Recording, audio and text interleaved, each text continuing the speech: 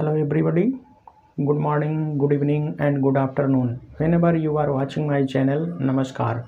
This is R.K. Verma. Welcome to Science Messenger. आज हम पढ़ने वाले हैं मैकेनिकल एनर्जी के पार्ट. हमने पढ़ा था मैकेनिकल एनर्जी दो फॉर्म में पाई जाती है, kinetic energy and potential energy. तो सबसे पहले अगर हम काइनेटिक एनर्जी की बात करें तो काइनेटिक एनर्जी ऐसी एनर्जी होती है जो कि किसी बॉडी में उसके मोशन के कारण होती है.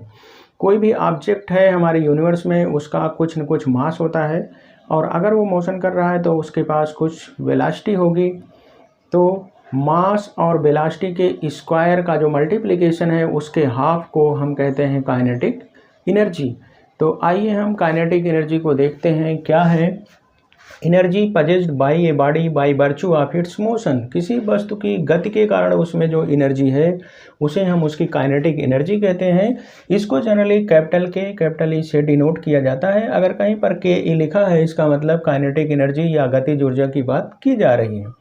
Kinetic energy equal to half M we square.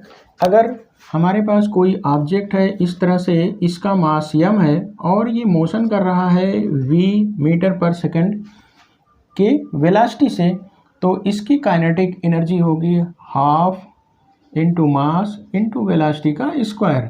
इसी को हम कहते हैं हाफ एम वी स्क्वायर. ये ऑब्जेक्ट जो है, जो वेलोसिटी v से मोशन कर रहा है उसका मास है और v है इसकी velocity in metre per second. तो half M we square equal to kinetic energy. अगर इसी को हम मोमेंटम के टर्म में देखें तो मोमेंटम p इक्वल टू होता है मास इंटू वेलोसिटी. तो मोमेंटम के टर्म में अगर हम देखें तो काइनेटिक एनर्जी की वैल्यू होती है p स्क्वायर अपॉन 2m और यहाँ पर p है मोमेंटम का मतलब मास इंटू वेलोसिटी.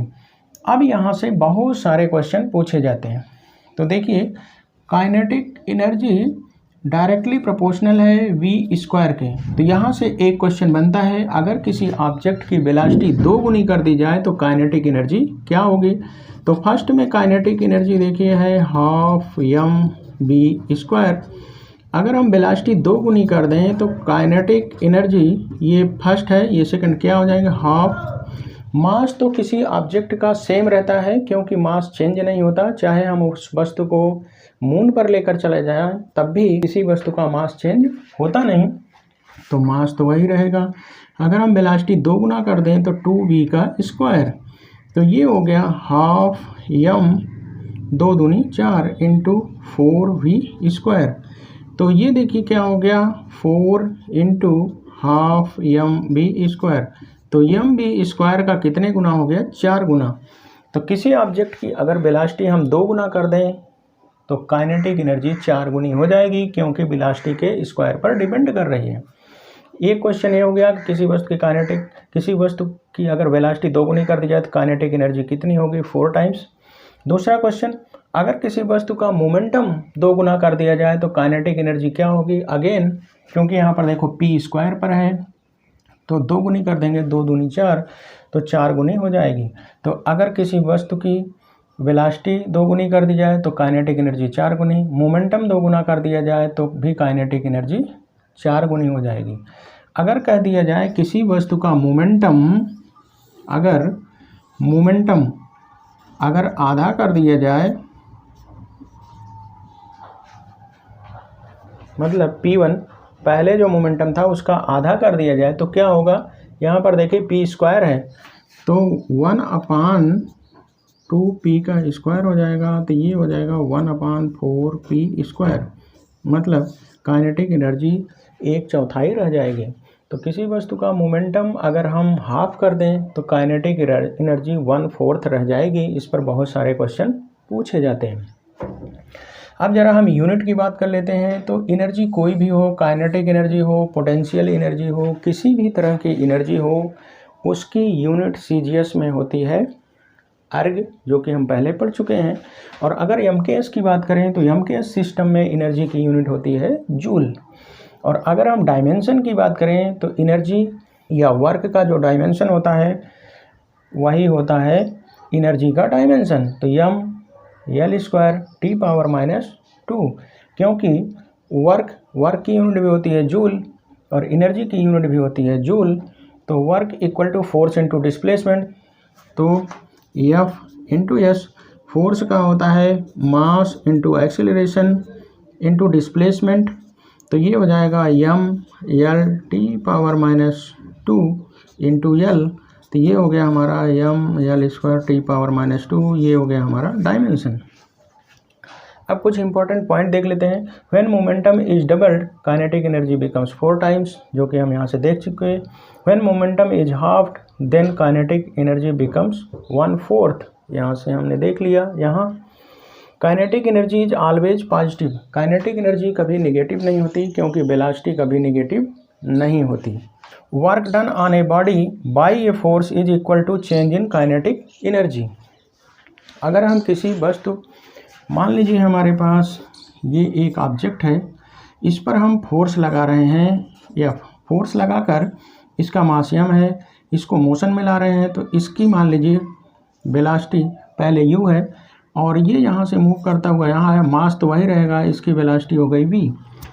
तो अगर हमसे पूछा जाए कि इस वस्तु को यहाँ से यहाँ तक मूव कराने में, इस फोर्स को लगाने में कितना वर्क डन करना पड़ा, तो जितनी काइनेटिक एनर्जी में चेंज आएगा, जैसे अगर आपके पास 10 रुपये हैं, रास्ते में चलते आपको 100 रुपये का गिरा हुआ नोट मिल गया, तो आपके पास टोटल हो गए 110, तो चेंज कितना आया, चेंज आया 100 रुपीज़ का। तो उसी तरह से यहाँ पर देखिए, यहाँ पर हाफ m u स्क्वायर, यहाँ पर काइनेटिक एनर्जी हो जाएगी हाफ m v स्क्वायर, तो चेंज कितना आया, final minus initial, half m v square minus half m u square, यही हो गया चेंज इन काइनेटिक एनर्जी। ये डेल्टा मतलब चेंज। अब जितना काइनेटिक एनर्जी में चेंज होगा वही इस फोर्स के द्वारा इस वस्तु पर किया गया कार्य होगा। तो work done will be equal to change in kinetic energy. तो कहीं पर भी हम फोर्स लगाकर वर्क करते हैं तो कितना वर्क हमें करना पड़ेगा, वो डिपेंड करता है काइनेटिक एनर्जी में कितना चेंज आया। अब हम देख लेते हैं गतिज ऊर्जा के कुछ इम्पॉर्टेंट उदाहरण। Kinetic energy of air use to run wind mill. Wind mill का मतलब होता है पवन चक्की। पवन चक्की एक अल्टरनेटिव सोर्स ऑफ एनर्जी है आज की दुनिया में, जिस तरह से सोलर एनर्जी है अल्टरनेटिव सोर्स ऑफ एनर्जी, वैकल्पिक ऊर्जा। तो हवा चलती है, बहुत बड़े बड़े विंड मिल लगे होते हैं, उसमें बहुत बड़े बड़े पंखे लगे होते हैं, तो हवा की स्पीड से पंखा चलता है। नीचे लगी होती है टरबाइन, जो उस हवा के द्वारा पंखा घूम रहा है उससे घूमती है और बिजली बनती है, जिसे हम ट्यूबवेल चला सकते हैं या कोई दूसरी डिवाइस चला सकते हैं। तो एयर की काइनेटिक एनर्जी से हम पवन चक्की चला सकते हैं। Bullet fired from gun can pierce a target due to kinetic energy. जब हम बंदूक से गोली दागते हैं तो गोली का कुछ मास होता है, उसकी वेलोसिटी होती है, तो हाफ m v स्क्वायर से उसके पास कुछ न कुछ काइनेटिक एनर्जी होती है, और उसी काइनेटिक एनर्जी के कारण गोली जा करके टारगेट को हिट करती है। Energy possessed bye hammer.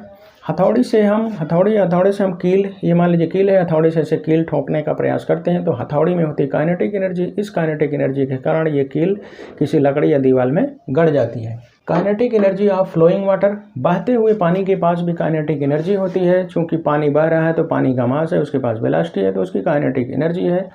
तो बहते हुए पानी में भी काइनेटिक एनर्जी होती है। समुद्र के किनारे आप जाएंगे देखेंगे तो टाइडल एनर्जी हार्नेस करते हैं, कैप्चर करते हैं।